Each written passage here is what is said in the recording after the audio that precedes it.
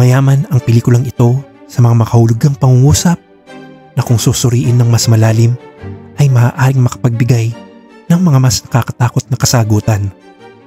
Mga pahiwatig at konteksto na makakatulong sa atin bilang manonood na maging mapanuri, magtanong at bumuo ng mga sariling interpretasyon.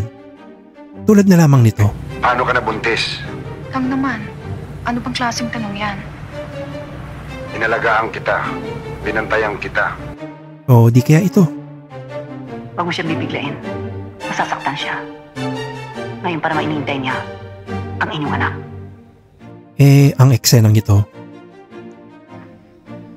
May karapatan din ako sa batang yan. Ang bawat linya, ang bawat frame, ang mga nakatagong kahulugan sa kada salita.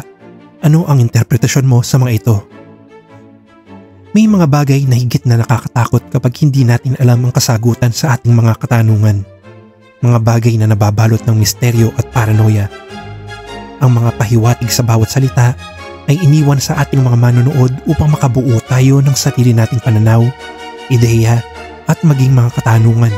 At sa ganitong pamamaraan at estilo ay nagiging bahagi tayo ng ating kwentong nasasaksihan.